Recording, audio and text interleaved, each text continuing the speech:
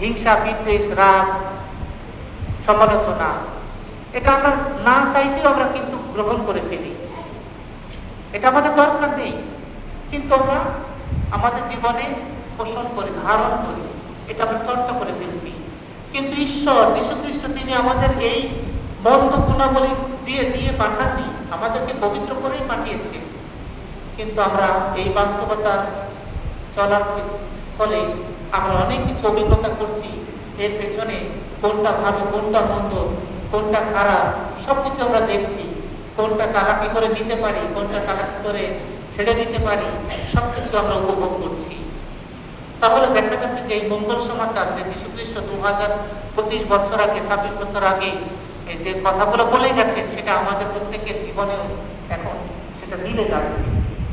তাই আমাদের সময় ঈশ্বর আমাদেরকে জ্ঞান দিয়েছেন, বুদ্ধি দিয়েছেন, প্রতিভা দিয়েছেন, বিশ্বাস দিয়েছেন, এমনকি আমাদের নিঃশ্বাসও দিয়েছেন। সবই ঈশ্বরের দান, যা আমাদের যত্নের জন্য দেওয়া হয়েছে। কিন্তু এই যে জ্ঞান, এই বুদ্ধি আমরা সঠিকভাবে ব্যবহার করছি না, বরং আমরা মন্দভাবে তাড়িত হচ্ছি, মন্দটাকে আঁকড়ে ধরে রেখেছি, যার ফলে আমরা সমাজে আমরা সুন্দরভাবে বসবাস করি না, অন্যের ভালো চাই না, অন্য ভালো থাকুক, বিল্ডিং করুক, সেটা আমরা হিংসা করি, রাগ করি, ঘৃণা করি, অপমান করি। কেন? এটা তো করার কথা না। আজকে মঙ্গল সমাচারের যে শাসীগণ, যে তারা মালিকের কর্মচারীদেরকে মেরে ফেলেছে, আমরা হয়তো বা মালিকের বা অন্য লোকদেরকে আমরা হত্যা করি না, কিন্তু আমরা এমন কথা দিয়ে হত্যা করি যার জন্য তার হৃদয়টা জ্বলে পুড়ে ছারখার হয়ে যাচ্ছে। ফলে কি হচ্ছে? আমাদের সঙ্গে ভালো সম্পর্ক নেই। কিন্তু একটু ভেবে দেখি যে ঈশ্বর তো আমাদের প্রত্যেককে জ্ঞান বুদ্ধি দিয়েছেন, আমাদের যে জ্ঞান বুদ্ধি দিয়েছেন সেটা যেন আমরা সুন্দরভাবে চর্চা করি। আমার বিশ্বাসের জীবনে হোক, আমার কর্মক্ষেত্রে হোক, আমার অফিস আদালতে হোক, আমার স্কুলে হোক, বা আমার ছাত্র জীবনে হোক, আমরা যেন সঠিকভাবে সুন্দরভাবে সেটা প্রয়োগ করি। কিন্তু আমরা কেউ ঈশ্বরের প্রতি কৃতজ্ঞ নই। সবাই ঈশ্বরের দানকে আমরা ভুলে গেছি। আমাদেরকে যে যত্ন নিতে হবে, অন্যদেরকে যে যত্ন নিতে হবে, সেটাও আমরা ভুলে গেছি।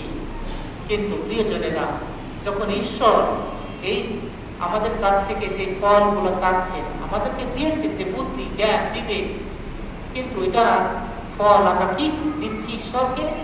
তার প্রতিদান আমরা কি দিচ্ছি? তার প্রতিদানে আমাকে কৃতজ্ঞতা জানাতে হবে ঈশ্বরকে, আনুগত্য স্বীকার করতে হবে, ঈশ্বরের প্রতি ভালোবাসা দেখাতে হবে, নম্রতা দেখাতে হবে। কিন্তু তার পরিবর্তে আমরা কি করছি? আমরা বিরোধিতা করি, আমরা অন্যের বিরোধিতা করে যাচ্ছি, ঈশ্বরকে দোষারোপ করছি। ঈশ্বর, কেন তুমি আমাকে দাওনি? কেন আমি এটা পেলাম না? কেন আমি এটা খেতে পারিনি? কেন আমি এখানে যেতে পারিনি? অনেক দোষারোপ করে থাকি। আমাদের যতটুকু দিয়েছে ততটুকু নিয়ে যদি আমরা খুশি হতে পারতাম, আনন্দিত হতে পারতাম, তাহলে আমরা আরো সুখী জীবন লাভ করতে পারতাম। কিন্তু তাও আমরা করতে পারিনি, করতে পারিনি, দিতে পারিনি, শুনতে পারিনি। প্রিয়জনেরা, কখনো শান্তভাবে, কখনো কঠোরভাবে আমরা এর প্রতিবাদ করে থাকি। আমরা ভুলে যেতে চাই যে আমরা মালিক নই, আমরা কেবল তত্ত্বাবধায়ক, আমরা কেবল ঈশ্বরের ইনস্ট্রুমেন্ট, যন্ত্রপাতি এই পৃথিবীতে। ঈশ্বর আমাদেরকে যেভাবে পরিচালনা করবেন, আমরা সেইভাবে পরিচালিত হব। তবে ঈশ্বর বলেন যে তুমি রাগারাগি করো, গালাগালি করো, ওকে লাথি মারো, ওকে জুতাপিটা করো, এগুলো ঈশ্বর বলেন। আমরা বলুন ঈশ্বরের সেই যন্ত্র যে যন্ত্র দ্বারা আমি নিজে সুন্দরভাবে চলতে পারবো, অন্যদেরকে সুন্দরভাবে পরিচালিত করতে পারবো। আজকের এই গল্পে যে লোকেরা ঈশ্বরের কথা শোনেনি, তারা তাদের নিজেদের বিবেকটাকে নষ্ট করেছে। আমরা যদি ঈশ্বরের কথা শুনতে চাই, তাহলে আমাদের বিবেকের কাছে প্রশ্ন করি, আমি কি সত্যিকার ভাবে এই অস্বস্তিকার সময়, এই যে পৃথিবীতে অশান্ত, এখন যুদ্ধ বিগ্রহ লেগে আছে, হোক সে মুসলমান দেশ, হোক সে খ্রিস্টান দেশ, সেটা আমাদের কোনো বড় প্রশ্ন না। বড় প্রশ্ন হলো মানুষ মারা যাচ্ছে, অনেক সম্পত্তি ধ্বংস হচ্ছে, যে কোনো দেশেই হোক। আমরা চাই শান্তি, মিলেমিশে থাকতে চাই। সেটা যদি আমরা না থাকতে পারি, আমরা যদি অন্যের জন্য মঙ্গল কামনা না করতে না পারি, তাহলে আমরাও কিন্তু সেই শান্তিতে থাকতে পারবো না। তাই প্রিয়জনেরা, আজকে আজকে আমরা ঈশ্বরের কাছে প্রার্থনা করি, আমাদের এই অস্বস্তিকর এই পরিবেশে, এই অশান্ত পরিবেশে আমরা সত্যটাকে তুলে ধরি। আমরা নিজেদেরকে প্রশ্ন করি, ঈশ্বর তুমি আমাদের যা দিয়েছো তাতে আমি কি সুখী হতে পেরেছি, খুশি হতে পেরেছি? বা আমি যা দেখছি, মানুষ যেটা ভোগ করছে আনন্দ সহকারে, শান্তিতে আছে, সেটাতেও কি আমি আনন্দিত হচ্ছি? আমি কি খুশি হতে পেরেছি? এই উপমাটা আমাদের কাছে ব্যর্থতা নয়, আন্দোলনের এই গল্পটা আমাদের কাছে ব্যর্থ নয়, এটি অস্বীকারের গল্প। অর্থাৎ আমরা অন্যের ভালোটাকে আমরা সবসময় অস্বীকার করি, যেটা মঙ্গল সমাচারে বলা হয়েছে। এই দুর্বলতার কথা নয়, বরং এটা জবাবদিহির সময় আসে, তখন আমাদের হৃদয় কঠিন করে ফেলি।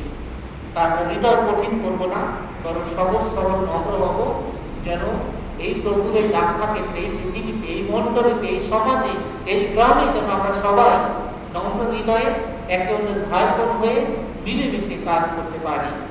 তাই ঈশ্বর আমাদের এই রক্ষা ক্ষেত্রে ত্যাগ করতে বলেননি, তিনি বারবার আমাদের হাত বাড়িয়ে দিচ্ছেন আমাদের প্রশ্নের জন্য। তিনি আমাদেরকে বলছেন যে আমি যে ফল তোমাদের কাছ থেকে পেতে চাই, তোমরা কি সেই ফল দিতে রাজি আছো? সেই ফল কি ধরনের ফল হতে পারে? সেই ফল হলো ভালোবাসা, ন্যায়, ন্যায্যতা, সততা, দয়া, ক্ষমা, সেবা, মিলেমিশে শান্তিতে বসবাস করা। তাই আসুন প্রিয়জনেরা, আমরা ঈশ্বরের কাছে প্রার্থনা করি, আমরা ঈশ্বরের সেবক হয়ে আমরা যেন সমাজে, পরিবারে, মণ্ডলীতে একসঙ্গে বাস করতে পারি। ঈশ্বরের যে প্রত্যাশা আমাদের প্রতি, সেই প্রত্যাশা যেন পূর্ণ করতে পারি। আমাদের প্রত্যাশা নয়, ঈশ্বরের প্রত্যাশা। ঈশ্বরের উপর নির্ভর করে, ঈশ্বরের উপর বিশ্বাস করে তা যেন পূর্ণ করতে পারি।